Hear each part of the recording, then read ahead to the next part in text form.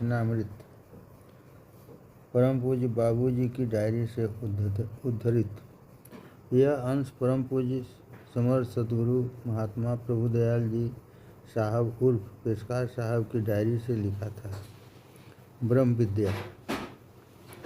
ब्रह्म विद्या वह विद्या है जिसके द्वारा ईश्वर प्राप्ति का मार्ग गुरु के पास से मिलता है। त्रैगुण्य विषया वेदा निस्त्रय गुण्यो भवार्जुन निर्द्वंद्वो नित्य सत्वस्थो निरोगक्षेम आत्मवान। गीता 2:45। श्री भगवान कृष्ण जी महाराज ने इस श्लोक में अर्जुन को जो उपदेश दिया है, इसी की तालीम एक संत सद्गुरु अपने शिष्य को देकर आत्मपद पर पहुंचाता है, तब उसको शांति प्राप्त होती है। श्री भगवान कृष्ण जी महाराज ने इस श्लोक में अर्जुन को जो उपदेश दिया है, इसी की तालीम एक संत सद्गुरु अपने शिष्य को देकर आत्मपद पर पहुंचाता है, तब उसको शांति प्राप्त होती है। लेकिन यह तालीम हर गुरु हर शिष्य को नहीं देता, क्योंकि असली बात जो है, जो सबसे गुह्य से गुह्य है, उसका पात्र हर अधिकारी नहीं होता है। हजारों में से कोई एक कोशिश करता है और हजारों कोशिश करने वालों में से कोई एक पाता है। वह एक कौन होता है जिसके ऊपर इष्ट देव की कृपा होती है। रामचरितमानस में आया है, सो जानहि जेहि देत जनाई, जानत तुम्हें तुम्हें होई जाई। कोई अपनी कोशिश या ताकत से यह ज्ञात नहीं पा सकता जब तक कि दयानिधि अपनी दया से खुद ही दया न करें। इसके लिए गीता के 18वें अध्याय में भगवान श्री कृष्ण ने सबसे बढ़िया नुस्खा बतलाया है।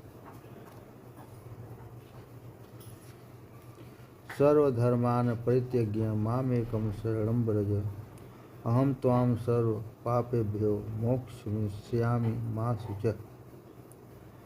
सब धर्मों को छोड़कर हे अर्जुन, तुम मेरी शरण में आ जाओ। मैं तुमसे वादा करता हूँ कि मैं तुझे सब पापों से मुक्त कर दूंगा। अब जरा यहाँ पर गीता में आए हुए धर्म लफ्ज को समझना है। एक जगह गीता में कहते हैं कि स्वधर्मे निधनम श्रेय परधर्मो भयावह, और यहाँ पर कहते हैं कि सर्वधर्मान परित्यज्य, यानी एक तरफ अपने धर्म को गुह्य होने की शिक्षा दी जाती है और दूसरी तरफ अपना ही नहीं बल्कि सब धर्मों को छोड़ने की शिक्षा दी जाती है। शास्त्रोक्त रीत से क्या शिक्षा मिलती है? व्याकरण की छानबीन करके इसका अर्थ नहीं करना है और न तो किसी की क्रूरता जताने के लिए दलीलबाजी की अनोखी बातें निकालने की ज़रूरत है। हर शख्स को अधिकार है कि अपनी बुद्धि के अनुसार जो चाहे अर्थ लगावे। इसी तरह जो कुछ मेरी समझ में संतों के सत्संग या उनकी चरणों में बैठने से आया है, लिखता हूँ, वो भी अपने या अपनों को समझाने बुझाने के लिए तथा विद्वानों और चतुर पुरुषों को समझने के लिए। हमारी समझ से पहले श्लोक में अपने ही धर्म का पालन करने के लिए उपदेश दिया है, जो साधारण दुनियादार धर्मात्मा तथा धर्माचरणीय व्यक्ति के लिए ठीक बैठता है, और दूसरे श्लोक में सब धर्मों को त्याग देने का उपदेश दिया गया है, जो एक सच्चे संत जिज्ञासु के लिए है। जिस जिज्ञासु का हृदय अपने प्रीतम के विरह की आग में जल रहा है और उसकी सब इच्छाएं एवं वासनाएं जलकर खाक हो गई हैं, प्रीतम के मिलन की एकमात्र आशा पर ही उसके प्राण रुक रहे हैं। आपको उसको धर्मशास्त्र के वाक्यों का पालन करना और उसके अनुसार जीवन बनाने का समय ही कहाँ है। प्रीतम के मिलन की एकमात्र आशा पर ही उसके प्राण रुक रहे हैं। उसको धर्मशास्त्र के वाक्यों का पालन करना और उसके अनुसार जीवन बनाने का समय ही कहाँ है। जहाँ प्रेम तहाँ नियम नहीं, तहाँ न बुद्धि व्यवहार। प्रेम मगन जब मन भया, कौन गिने तिथिवार। वह व्यक्ति धर्म और वेद से ऊपर उठ गया है और संत गति में पहुँच गया है। इसी को स्वामी रामकृष्ण परमहंस ने यूँ कहा है कि जब तक धर्म की खटपट मन में मौजूद है, तब तक ईश्वर प्राप्ति का अधिकारी नहीं है। जिसको अभी हिंदू, मुसलमान, ईसाई, पारसी मजहबों में द्वेष दिखाई देता है, उनके पेशाओं में फर्क डालता है और सब धर्म ग्रंथों में एक सा विश्वास नहीं करता, वह सब संतों को चाहे किसी धर्म के हों, चाहे किसी देश में पैदा हुए हों, एक नज़र से सम्मान नहीं करता, उसका नाम संत मत के सदस्यों मेंबरों में नहीं लिखा जा सकता। ब्रह्म विद्या का महत्व समझने के लिए उनका थोड़ा सा वर्णन किया जाता है। ब्रह्म विद्या में किसी को अपना धर्म तब्दील करने की ज़रूरत नहीं है। ब्रह्म विद्या से आदमी की अपने धर्म की पुस्तकों में ज़्यादा श्रद्धा और विश्वास हो जाता है और इसकी असलियत समझ में आने लगती है। ब्रह्म विद्या मनुष्य के पिछले इतिहास की भी बहुत सी बातें बतलाती हैं, अर्थात क्रम से उन्नति करते करते वह अपने वर्तमान अवस्था पर किस प्रकार पहुंचा है।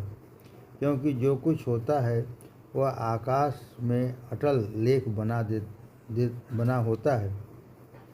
जिस तरह मोटर में मीटर लगा रहता है, उसी से पता चलता है कि मोटर ने कितना सफ़र किया है।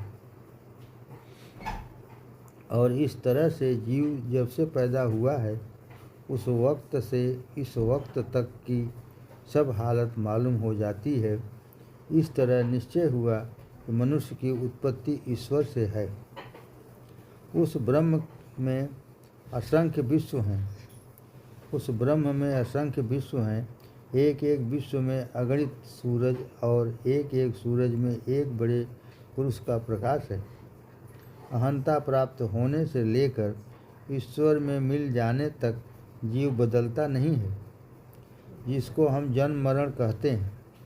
जन्म से मरण तक के समय को हम आयु कहते हैं, परंतु यह उनके जीवन की आयु में एक दिन है। यह जीव उत्तम मनलोक से मध्यम मनलोक, फिर वासना मनलोक होते हुए यह स्थूल शरीर धारण करता है। यह जीव उत्तम मनलोक से मध्यम मनलोक, फिर वासना मनलोक होते हुए यह स्थूल शरीर धारण करता है। फिर आयु व्यतीत होने पर इस स्थूल शरीर को छोड़कर ठीक उसी तरह से ऊपर जाता है जिस तरह नीचे उतरा था। मृत्यु लोक में जाते ही जीव काम क्रोधादि वासनाओं को अपने में जितना बढ़ाता है, उसी के अनुसार भूवह लोक में रहना पड़ता है। मृत्यु लोक में जाते ही जीव काम क्रोधादि वासनाओं को अपने में जितना बढ़ाता है, उसी के अनुसार भूवह लोक में रहना पड़ता है। यहाँ के लोगों को भोगने के लिए जीव को यह स्मृति आवेगी, मैं मर रहा हूँ। यहाँ के भोगों को भोगने के बाद जीव को यह स्मृति आवेगी कि मैं मर रहा हूँ, तो वासना शरीर को त्याग कर स्वर्ग लोक में जा रहेगा। इस स्वर्ग लोक में रहने का छोर भी आ जाता है, तो मन शरीर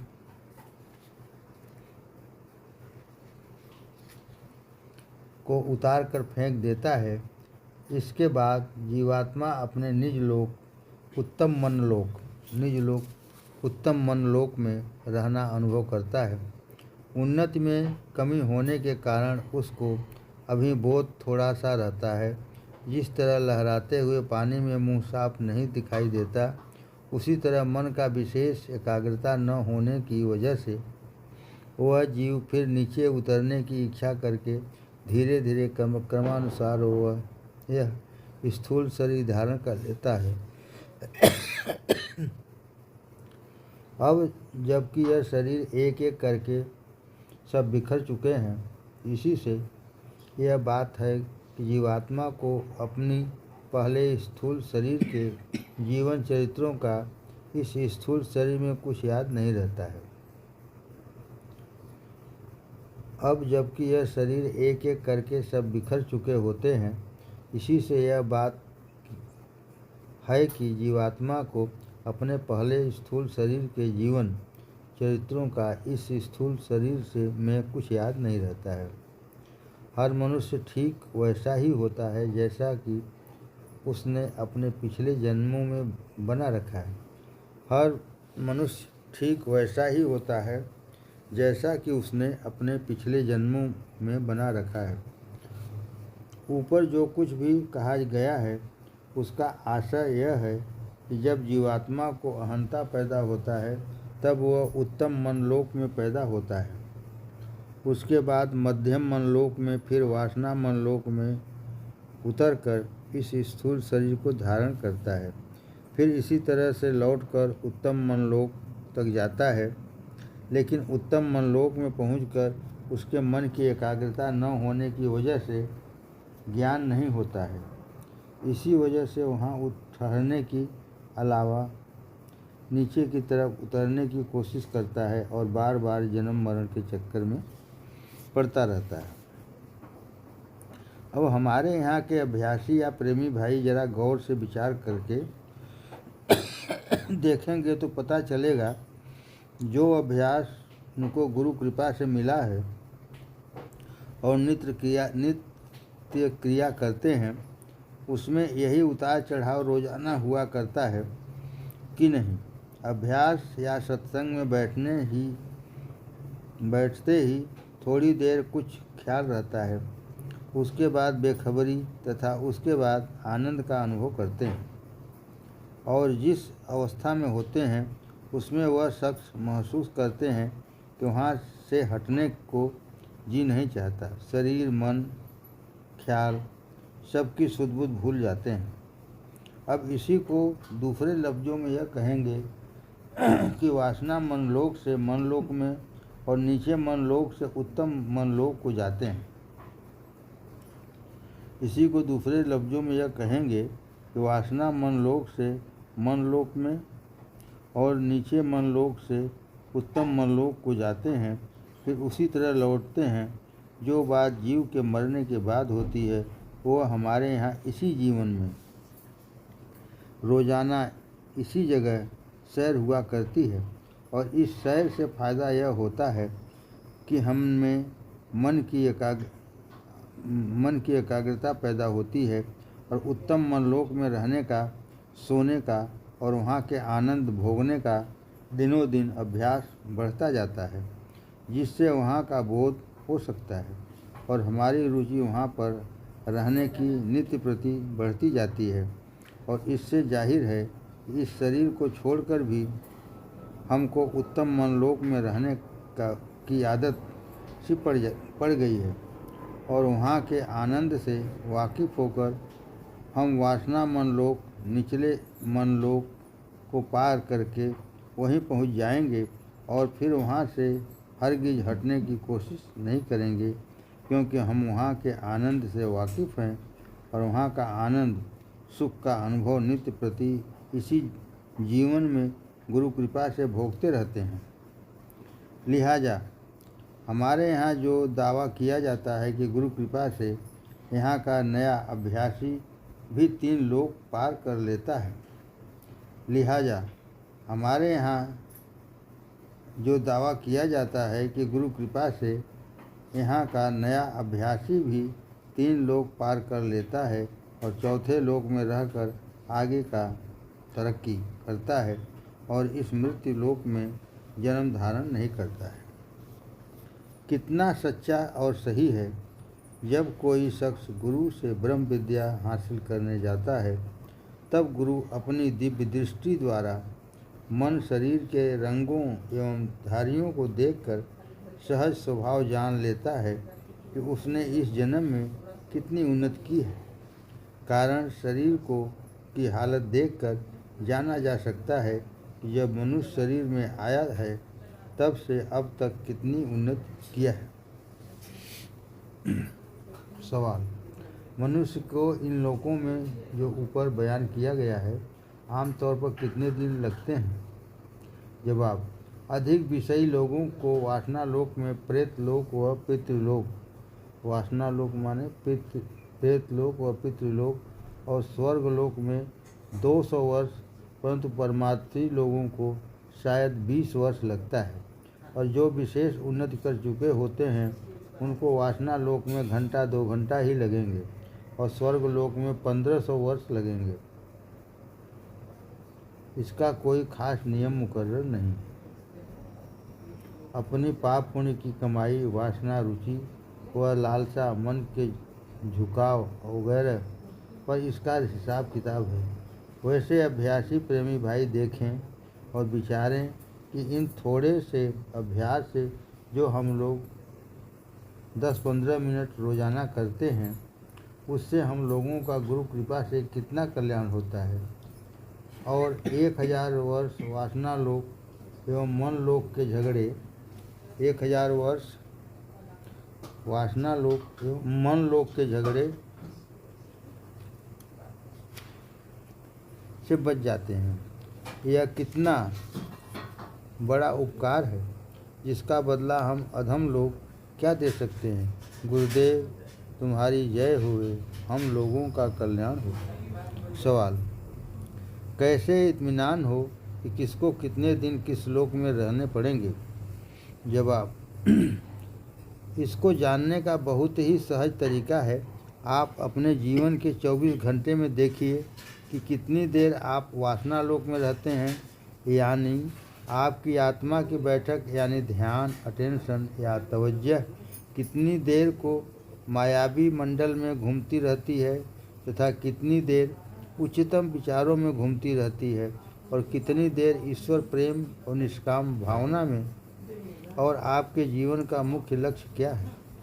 इन बातों को गौर से सोचने, विचारने एवं समझने से हर आदमी अपने से पता लगा सकता है किस लोक में तथा उसके किस भाग में उसको कितना ठहराव होता है।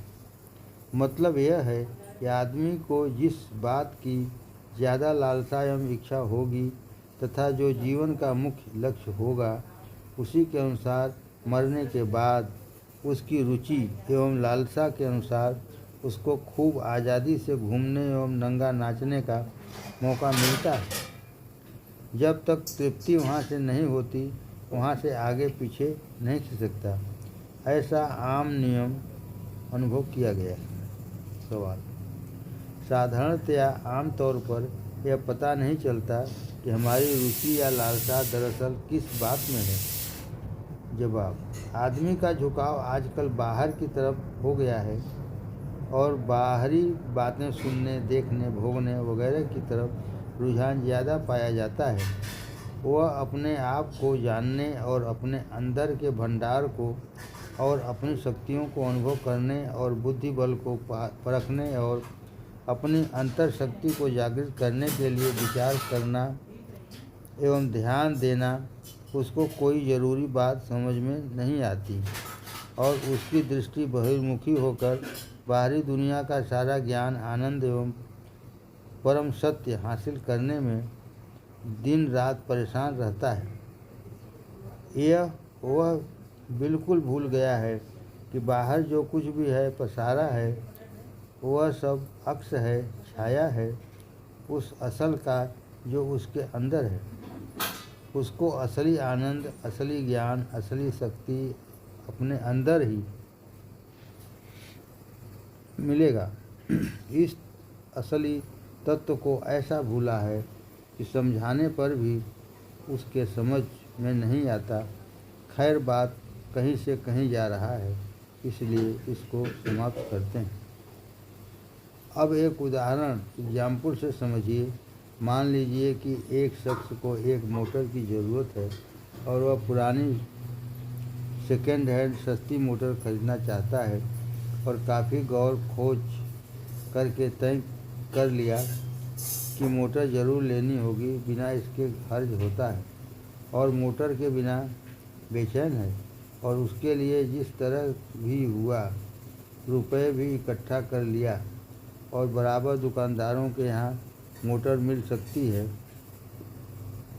या उन दोस्तों या लोगों से जिनके पास मोटर मिल सकती है पता लगाता रहा। ऐसे शख्स को एक दिन पता चला कि फलां जगह मोटर नीलाम किया जाएगा और फलां तारीख को नीलाम ऑक्शन होगा। उसने अपने दोस्तों सलाहकारों से सलाह मशविरा करके तय कर लिया कि मोटर अच्छी है, खरीद लेना चाहिए। जैसी ठीक होनी चाहिए वैसा ही तो नहीं है, लेकिन तमाम बातों को गौर करके इस नतीजे पर पहुंचा है कि मोटर की ज़रूरत इतनी है कि इसके बिना काम ही नहीं चल सकता। और इस समय तमाम कोशिश करने पर कि तमाम कोशिश करने पर भी दूसरी मोटर मिलने की संभावना नहीं है। इस तरह निश्चित कर लिया कि सस्ता महंगा जो भी हो उसी को लेना है और पुख्ते इरादों के साथ नोट के बंडलों को जेब में रख कर नीलाम की जगह जाता है और मजमे बोली बोलने वालों की आवाज़ों को सुनता है और मौके मौके पर खुद भी बोली बोलता है। दिल में पुख्ता इरादा है कि जो कुछ भी हो, चाहे जितने में हो, इसी को ही लेना है। अब गौर करिए कि एक उस किस्म की बोली लगाने पर और उस किस्म की बोली बोलने पर जो फ़र्क है, वही फ़र्क आंतरिक इच्छा वालों में है। इस सवाल जवाब से समझ में आ जाना चाहिए कि आंतरिक रुचि, इच्छा, लालसा किस बात में है, या यूँ कहिए कि अंतरात्मा में जिस चीज़ को प्राप्त करने के लिए बराबर वेदना उठती रहे और उस चीज़ को प्राप्त करने के लिए उत्साहित होती रहे और जब तक प्राप्त न कर ले चैन न मिले और हर तरह के सुख साधन रहने के बावजूद भी उसके वगैरह काम न चले। सवाल: समझ गया खूब, मगर समझ में नहीं आया। इस तरह थोड़े शब्दों में कहिए जिससे गंवार लोगों के भी समझ में आ सके। उदाहरण 1: आप खेती करते हैं, खेत में पानी देने की ज़रूरत है। आपके पिता ने आपको हुक्म दिया कि खेत में जाकर पानी दो। आपको ताश खेलने का शौक़ है, रास्ते में ताश हो रहा है, आप निकले, आपके दोस्तों ने बुलाया, आओ यार ताश खेलो। आपने कहा बड़ा ज़रूरी काम है, खेत में पानी देना है, लेकिन अंदर से आपका मन चाहता है ताश खेलने को, किंतु पिता का हुक्म मजबूर कर रहा है खेत में पानी देने को और मन ताश खेलने को लालयित हो रहा है। अतएव आपका कदम ढीला पड़ने लगा। तब तक दूसरे दोस्त ने आवाज़ दी कि अरे भाई, एक बाजी तो खेलते ही जाओ, एक बाजी से बिगड़ता ही क्या है। आप लौट पड़े और ताश खेलने लगे, मगर रात गुजर गई, ताश ही होता रहा और पानी देने की खबर याद नहीं आई। इसको लालसा और शौक़ कहते हैं। उदाहरण 2: आप दफ्तर में मुलाजिम हैं, दिन भर काम करते करते थक गए। एक बड़ा ज़रूरी नक्शा आपसे तलब किया गया है जिसको आपको कल अव्वल वक्त पेश करना है, लेकिन आप इस कदर थक गए हैं कि कलम नहीं उठता। आपने सोचा कि कल अव्वल वक्त आकर बना देंगे। इस वक्त तो भूख लग गई है और थक भी गए हैं। घर की ओर चल दिए और दोस्त के यहाँ ताश हो रही है। उसने बुलाया कि आपने जवाब दिया कि भाई बहुत थके हैं, घर जाएंगे, और उसने कहा न खेलना, ज़रा बैठ तो लो, जाओ।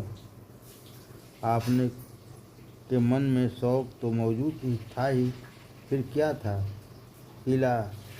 इलाहज करने पर भी मन के अंदर प्रेरणा ने जोर मारा और बाजी पर बाजी खेलना शुरू हो गया और 12 बज गए। न तो आपको भूख न तो थकावट, सब भूल गए। जब यारों ने ताश बंद किया और घड़ी की तरफ नज़र आई तो आप अफसोस करने लगे कि घर पर सब लोग सो गए होंगे, खाना भी नहीं मिलेगा। जिस तरह से मुमकिन हुआ जल्दी जल्दी दौड़ते हुए घर पहुँचे और बहुत जल्दी करते करते भी पैखाना पेशाब खाने में 1 घंटा 1.25 घंटा लग ही गया। संध्या की पूजा का समय भी गुजर चुका था और फुर्सत भी कहाँ थी। लिहाजा उसका तो नागा हो जाना कोई ताज्जुब की बात नहीं है, वह तो अक्सर हो ही जाया करता है और उसके हिला हवाली करने का बहाना हो ही जाता है। मैंने ऐसे लोगों को देखा है और वे मौजूद हैं कि जो दिन भर दफ्तर में काम करते हैं और रात भर ताश खेलते हैं और जब छुट्टी होती है तो दिन रात ताश खेलते हैं। जहाँ उनके ताश खेलने वाले साथी मौजूद हैं वहाँ महज ताश खेलने की ही गरज से लंबे समय सफ़र अख्तियार करके आते हैं और 2-4 माह की छुट्टी भी लेते हैं तो भी दिन रात ताश खेलते हैं। वे जितनी देर दफ्तर में काम करते हैं यही फिक्र रहती है कि कब मौका मिले उनको ताश खेलने की बातें, ताश खेलने की किताबें और ताश खेलने वाले लोग सबसे ज़्यादा पसंद हैं। और जो लोग ताश नहीं खेलते वह उनके किसी काम के नहीं, चाहे अजीज ही क्यों न हो। उनसे बात करने की फुर्सत नहीं है। बीवी अकेली रात भर चारपाई पर करवट बदला करे, अपनी किस्मत को पोसा करे, उनसे कुछ सरोकार नहीं। छोटे छोटे प्यारे बच्चे बाबूजी बाबूजी कहकर बाप से स्नेह दुलार की आशा करके आवें तो नौकर के ऊपर डांट पड़ जाए कि इनको क्यों नहीं खिलाता, हमारे पास क्यों भेजता है। ज़्यादा जिद करे तो बातों से बहला देना या पैसा दे देना। अगर न माने तो उनको भी गोद में बैठाकर ताश दे देना। मतलब यह है कि ताश के मुकाबले में सब बेकार है। ताश के अलावा जो काम करते हैं वो मजबूरन। इसमें शौक का या लालसा साफ साफ नज़र आ सकती है। सवाल: हर एक आदमी में उनकी लालसा साफ एवं प्रत्यक्ष नज़र नहीं आ सकती तो वह लोग कैसे समझें कि हमें क्या लालसा है। सवाल तो यह था। जवाब: हर एक आदमी को किसी न किसी बात की रुचि या लालसा होती ही है और उसकी शिनाख्त यह है कि फुर्सत के वक्त जिस काम को वह करता है उसके लिए ज़्यादा फुर्सत चाहा करता है और यदि करने का मौका नहीं होता तो ज़्यादातर ख्यालात उसके लिए उसके दिल में खास कर तन्हाई में उठा करता है। मतलब यह है कि फुर्सत के इस काम को आप करते हैं और इसके संबंध में आप अकेले में विराजते हैं, वही आपकी रुचि लालसा का केंद्र है। और जाहिर है कि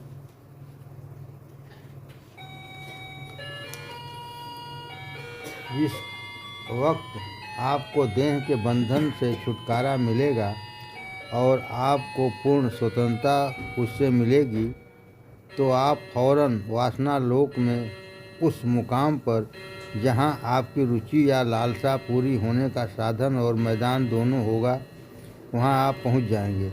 क्योंकि आपको वहां कोई रुकावट भी नहीं होगी। आप दिल भर कर अपने शौक़ को पूरा करने के सब साधन पावेंगे और रहेंगे।